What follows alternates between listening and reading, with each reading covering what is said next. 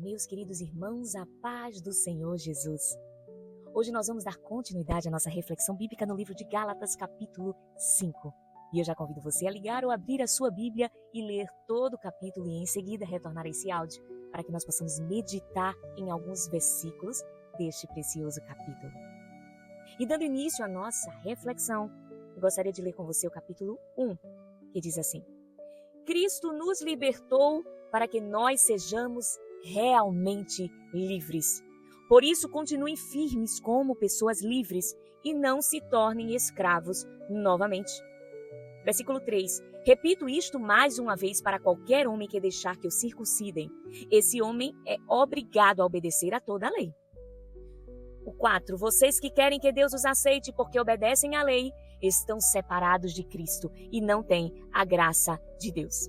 Queridos irmãos, precisamos entender a liberdade na qual Cristo nos convoca. É uma liberdade da qual nós realmente somos livres. Não é uma liberdade barata, temporária, de momento, que vai nos trazer consequências terríveis. É uma liberdade que nos garante uma eternidade celeste, permanente, uma alegria indizível. Por isso, nós devemos continuar firmes, como pessoas livres, porque a todo momento as pessoas movidas por sentimentos contrários à vontade de Deus, tentam nos aprisionar. Seja o mundo, com as suas práticas contrárias à vontade de Deus, tentando nos escravizar no pecado. Seja os legalistas ou aqueles que vivem debaixo da lei de homens, que tentam a todo custo nos escravizar e nos fazer os seus serviçais. Devemos entender que a liberdade que Cristo nos chama é uma liberdade que nos faz mover o sobrenatural.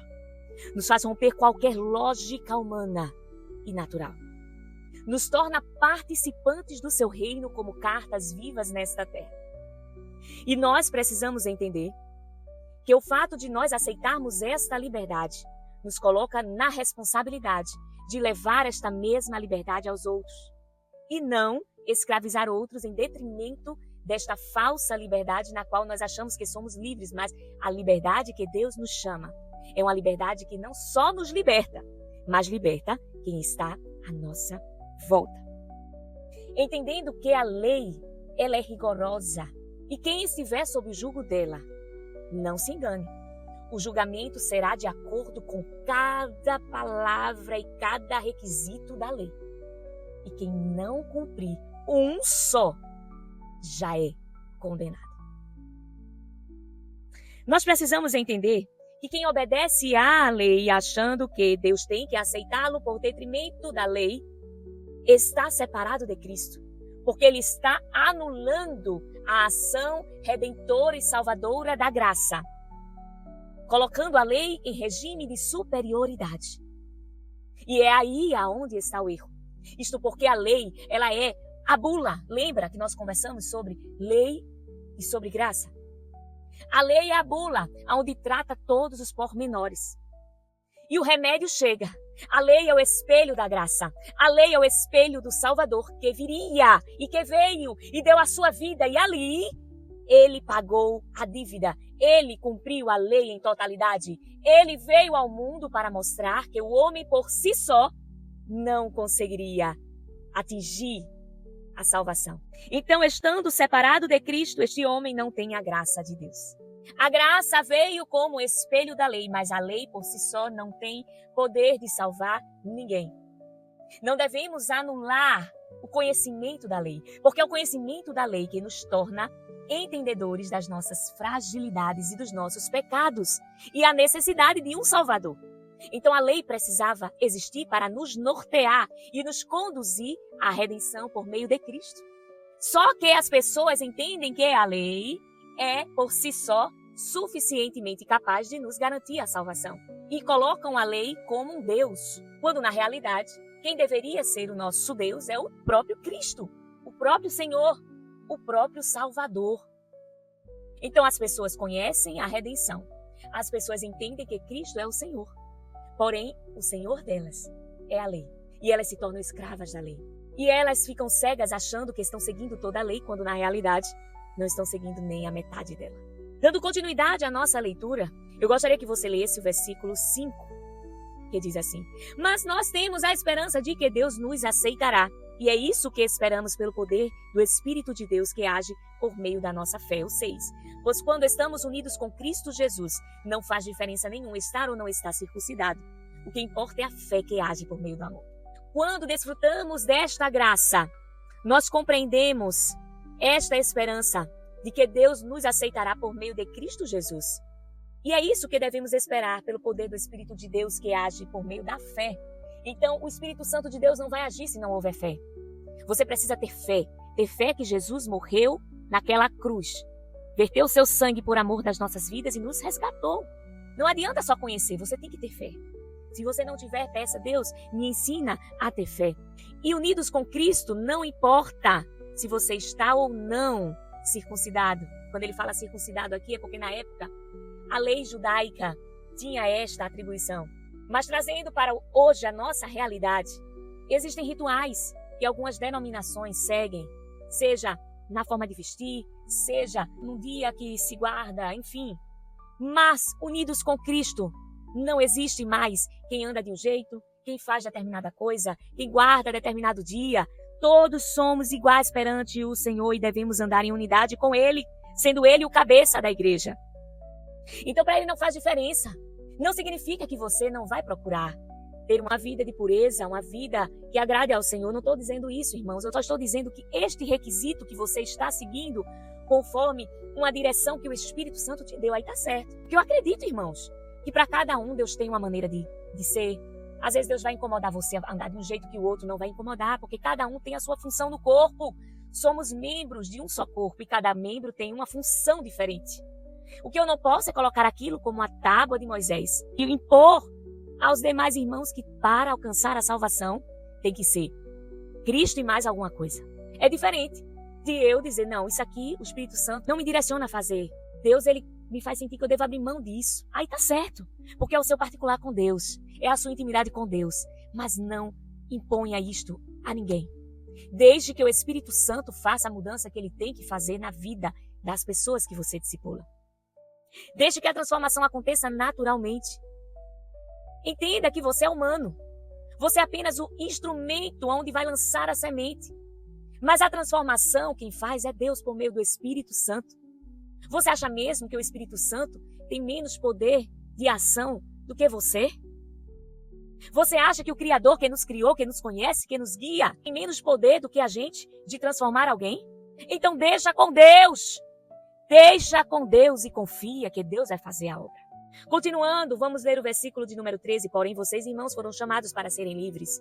Mas não deixem que essa liberdade se torne uma desculpa para permitir que a natureza humana domine vocês. Pelo contrário, que o amor faça com que vocês sirvam uns aos outros. 14. Pois a lei inteira se resume em um mandamento só. Ame os outros como você ama a você mesmo. O 15. Mas se vocês agem como animais selvagens, ferindo e prejudicando uns aos outros, então, cuidado para não acabarem se matando. Irmãos, devemos entender que a liberdade que Cristo nos dá não é desculpa para vivermos uma vida de libertinagem, permitindo que a natureza humana nos domine. Nós devemos entender que a liberdade que Deus nos chama é para que o amor dele seja refletido em nós, para que nós sirvamos uns aos outros. Esta é a liberdade que Cristo nos dá, de andarmos livres do jugo da lei que nos culpava, nos escravizava, nos fazia afastar da comunhão, nos fazia ter que seguir um monte de regras para poder alcançar um perdão. Deus pagou, ele foi o Cordeiro Pascal. Então nós temos liberdade de andar em fé, mesmo diante de algumas quedas e deslizes, porque nós sabemos que a intenção do nosso coração não está voltada a uma vida deliberada de impiedade no pecado. Nós estamos em construção, então nesse meio não há culpa, porque onde o verdadeiro amor está, não há medo. Deus tira fora esse medo que nos gera essa culpa, que nos afasta de manter uma vida firmada no propósito de Deus. E quando nós estamos na visão legalista, o que acontece? A gente peca, a gente se culpa, a gente se afasta. Observa.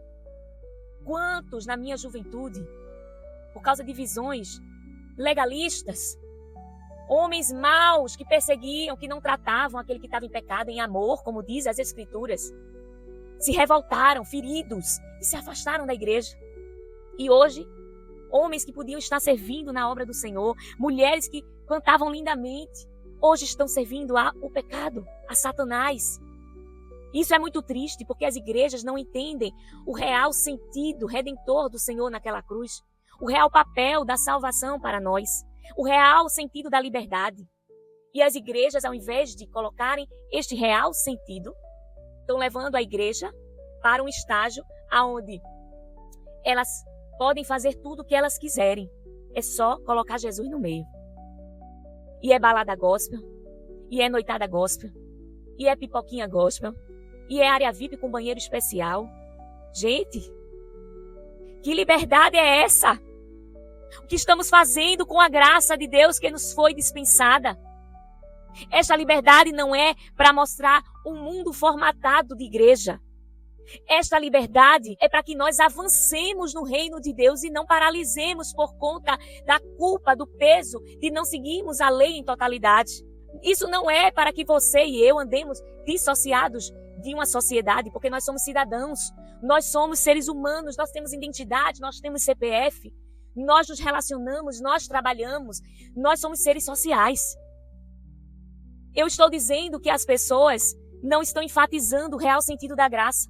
Quando não são levados ao legalismo, são levados a um liberalismo desenfreado. E a igreja tem que andar em equilíbrio. Porque o mundo está fazendo chacota destas farras gospel. O mundo está fazendo chacota desse legalismo desmedido que torna as pessoas fanáticas e doentes emocionalmente e mentalmente. Oh, alabacanta rabarra darachúria. E muitos têm adoecido e morrido, se suicidado. Vivem vidas que não são suas. Não cumprem seus propósitos dados por Deus. Porque vivem uma vida escrava de homens doentes. Mas nesta reflexão, eu me levanto em autoridade profética para dizer que a liberdade que Cristo nos dá nos leva a um crescimento espiritual e a realmente fazer a diferença no mundo. Oh, Espírito Santo, tu estás aqui. E o que acontece é que os homens, quando não entendem a liberdade que Cristo dá, se tornam animais selvagens, ferindo, prejudicando os outros. Aleicamóvia. Aleluia. E termina que acabam se matando. Cuidado para não acabarem se matando. Porque alguns surtam e chegam a tirar sua própria vida ou mesmo morrem espiritualmente. Isso é muito sério, gente. Que o Espírito Santo de Deus abra o teu entendimento nesta hora. Que escamas caiam dos seus olhos agora.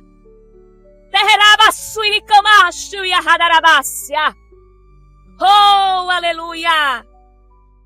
Quem tem ouvidos para ouvir, que ouça o que o Espírito diz às igrejas. Versículo de número 16. Quero dizer a vocês o seguinte: deixem que o Espírito de Deus dirija a vida de vocês e não obedeçam aos desejos da natureza humana. 17. Porque o que a nossa natureza humana quer é contra o que o Espírito quer, e o que o Espírito quer é contra o que a natureza humana quer. Os dois são inimigos e por isso vocês não podem fazer o que vocês querem. 18. Porque se é o Espírito de Deus que guia vocês, então vocês não estão debaixo da lei. Devemos entender que há duas naturezas em nós quando nós confessamos a Jesus como Senhor e Salvador das nossas vidas. A natureza humana e a natureza espiritual. Aonde a natureza espiritual é dirigida pelo Espírito de Deus. E é ela quem nos sustenta para que nós não andemos sob o domínio da natureza humana. Nós sabemos que vivemos em constante guerra. A natureza humana quer dominar e a gente vai e mortifica ela. Aí ela vai querer crescer de novo, a gente vai e mortifica ela. E esse processo é contínuo até a vinda do nosso Senhor Jesus Cristo. Eu não quero desanimar você, mas sim te encorajar. Te encorajar a entender que essa guerra existe. Porque quando a gente não toma conhecimento disso, a gente vai só levando pancada, pancada, pancada. E nós precisamos aprender a contra-atacar. E como contra-atacar? Nos revestindo das armaduras de Deus. Efésios 6, leia Efésios 6, declarando essa palavra para você. E comece a atacar, a mortificar essa natureza que quer crescer constantemente. Até mesmo enquanto servos de Deus. Homens, pastores, líderes, todos estão sujeitos à mesma natureza. Por isso nós não devemos nos superdotar de supercrentes. Acabou isso, minha gente. Acabou de você se achar ou querer que as pessoas achem que você é um homem santificado. Você precisa encontrar homens e mulheres de Deus que você possa se rasgar, dizer: eu preciso de ajuda, eu preciso quebrar esse orgulho, eu preciso quebrar essa mágoa, essa ferida do meu coração. E as pessoas vão orar com você. Para com esse egoísmo de achar que a tua reputação vale mais do que a tua salvação, porque a tua reputação vai te levar para o inferno. Esse medo de se queimar, de se expor, que está te fazendo esconder este pecado dentro de você. E ele está crescendo, e ele está sendo alimentado. E o medo vai tomando conta, porque você está guardando. Você precisa ser tratado. Nós precisamos ser tratados. Quando nós somos guiados pelo Espírito de Deus, não estamos mais debaixo da lei, mas sim da graça. 19. As coisas que a natureza humana produz são bem conhecidas. Elas são a imoralidade sexual, a impureza, as ações indecentes, a adoração de ídolos, as feitiçarias, as inimizades, as brigas, as ciumeiras, os acessos de raiva, a ambição egoísta, a desunião, as divisões, as invejas, as bebedeiras, as farras e outras coisas parecidas com essas. Repito o que já disse: os que fazem essas coisas não receberão o reino de Deus. 21. Do 19 ao 21. Temos que entender, meus irmãos, porque as pessoas só focam nos pecados de grande proporção. Observa. Um pecado de adultério, de roubo, né? De homicídio. Mas Deus está falando aqui, ó, acessos de raiva, ciumeiras, ambição egoísta. Quantos homens predadores que só visam dinheiro estão barganhando e sugando a lã das ovelhas dentro da igreja? Isto é ambição egoísta. Homens que se promovem atrás de cargos, de patrocínios, evangelhos coaches, com o intuito de criar estratégias para crescimento. E Deus está falando que vai agir. E a ação de Deus está aqui, se não for nesta terra. Porque na terra também a gente passa pelas consequências das nossas ações. Mas entenda que você não receberá o reino de Deus. Está aqui na palavra, não sou eu que estou ameaçando ninguém, não. Leia a Bíblia. Leia a Bíblia para você conhecer a verdade. E a verdade nos libertará. Versículo de número 22. Mas o Espírito de Deus produz o amor, a alegria, a paz, a paciência, a delicadeza, a bondade, a fidelidade. 23. A humildade e o domínio próprio. E contra essas coisas não existe lei. 24. As pessoas que pertencem a Cristo Jesus crucificaram a natureza humana delas, junto com todas as paixões e desejos dessa natureza. Versículo 25. Que o Espírito de Deus que nos deu a vida controle também a nossa vida. 26. Nós não devemos ser orgulhosos, nem provocar ninguém, nem ter inveja uns dos outros. Observe que o que o Espírito Santo de Deus produz em nós são coisas boas. São coisas que nos trazem completude, que preenche. Amor, alegria, paz. Isso é maravilhoso. Paciência. Tanta gente que está precisando de paciência. Diga assim: Senhor, me dê mais paciência. Hoje em dia o povo só quer... Eu tenho certeza que muita gente nem chegou a esses minutos dessa reflexão. Porque ninguém tem paciência mais para ver um texto de duas linhas. Ninguém tem paciência para ver um texto dentro de uma imagem, minha gente. Às vezes está tudo explicado lá. Olha, vai ser tal dia, tal hora, tal não sei o quê. Aí a pessoa pergunta na mesma hora. Vai ser aonde? Vai ser de que horas? Misericórdia, minha gente. Que dirá ler a Bíblia, hein? Que dirá ler a Bíblia? Meu Deus. Humildade, domínio próprio. Precisamos cada dia mais dessas virtudes. Bondade, delicadeza, fidelidade. Aleluia. Aleluia. Entendendo que nós crucificamos a nossa natureza humana. Aleluia. Com todas as paixões e desejos humanos. Quando nós confessamos a Jesus como Senhor e Salvador das nossas vidas, nós já vamos morrendo. Morrendo, e cada dia, cada ato de fé, cada vez que a gente se aproxima mais de Deus, cada vez que a gente quer se alinhar ao propósito de Deus, nós vamos morrer mais um pouco. Quando nós publicamente descemos as águas, nós ali estamos declarando oficialmente, né, no meio litúrgico, que nós estamos mortos para nós, para viver para Cristo. Nós morremos com Cristo naquela cruz. Então, a natureza humana já não exerce o mesmo domínio que exercia em nós. Nós não somos mais impedidos de avançar no reino espiritual por causa dela. Porque nós aprendemos a dominar. Em Deus nós aprendemos a sujeitar essa natureza. Quando vemos que ela quer crescer, a gente vai, aleluia, às disciplinas espirituais, que isso deve ser uma constante. Nós temos que ter reserva. Quando nós andamos na rua com o nosso carro, nós temos que ter combustível. La castiola, que me assuriola para Astúria. Ninguém anda de carro sem combustível. Então tem que ter reserva, porque senão tu fica na rua, tu fica na mão. Vem o Satanás e dá uma rasteira em tu, porque o mundo tá aí. A gente anda na rua, é potestade do ar, é principados, a nossa luta não é contra a carne ou sangue. E é lançado na nossa cara. O pecado está diante dos nossos olhos. Então nós precisamos de reserva. Vai para a reserva. Vai para a reserva. Para você não ficar na rua. Para você não perder-se de si e do propósito de Deus na sua vida. Aleluia.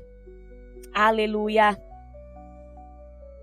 Que o Espírito de Deus que nos deu a vida controle também a nossa vida. Que Ele controle a tua vida, as tuas decisões. Que Ele assuma o controle de tudo na sua vida. Porque só assim você será verdadeiramente livre.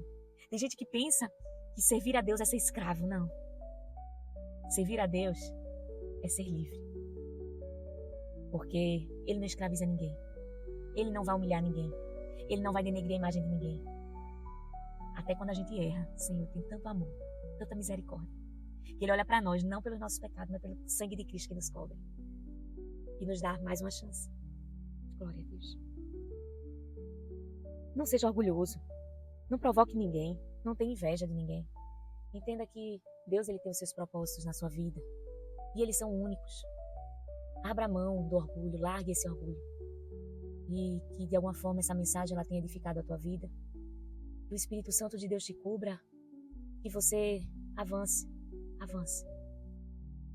Eu sei que tem pessoas aqui que, por muito tempo, estavam cegas no entendimento e ficaram escravas do pecado dentro da igreja, sem florescer no chamado, esperando por um momento onde ela estaria realmente pronta e livre desse pecado. E ela percebeu que esse dia não chegou, porque a ilusão de achar que um dia nós vamos estar preparados, que nós temos o controle, nos escraviza no próprio pecado e nos torna refém dele. E Satanás cumpre o seu propósito de nos paralisar. Mas em nome de Jesus, coloca a mão no teu coração agora. Em nome de Jesus, que todo sofisma caia por terra, que toda barreira que te impede de avançar no reino espiritual caia por terra, que a graça de Cristo te cubra para que você avance.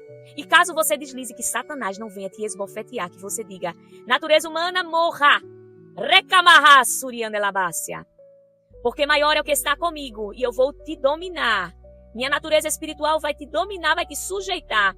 E eu não vou parar, eu não vou dar esse gostinho para Satanás. Porque a graça de Cristo me cobre. O amor de Deus lançou fora o medo do meu coração. E eu não vou carregar esta culpa, mas sim vou me arrepender dos meus pecados. Vou transformar a minha vida no Senhor. Ele vai me capacitar e me transformar. E eu vou vencer este pecado. Eu vou vencer esta falha. Eu vou vencer o que está tentando me parar e não vai parar. Não vai parar. Não vai parar. Declare esta oração neste momento em nome de Jesus. E se você precisa de um aconselhamento pastoral, eu, missionária Milka, meu esposo, pastor Lucas Andrade, do Ministério Semear, ligado a Springs of Revival, estamos à disposição para te ouvir, para orar com você, para te ajudar a vencer este pecado e você sair vitorioso e você continuar avançando no reino de Deus. E se você for de alguma congregação, se você tem confiança em alguém, se aproxime desta pessoa. Abra o seu coração. Se tiver que pedir perdão, peça perdão a alguém que você feriu. Ore juntos. A palavra de Deus diz, oremos uns pelos outros, para que sejamos sarados. Amém, queridos? Que essa palavra tenha te edificado. Eu sei que pode ter ficado um pouco longo, porque Gálatas é um texto muito denso. Mas eu tinha que trazer tudo que o Espírito Santo colocou no meu coração neste momento. Em nome de Jesus. Nos ajuda a semear essa palavra ao máximo possível de pessoas e a plantar a semente do Evangelho em cada coração. Amém? Se Deus assim permitir, amanhã estaremos aqui para dar continuidade à nossa reflexão bíblica no livro de Gálatas, capítulo 6. Que Deus te abençoe, em nome de Jesus.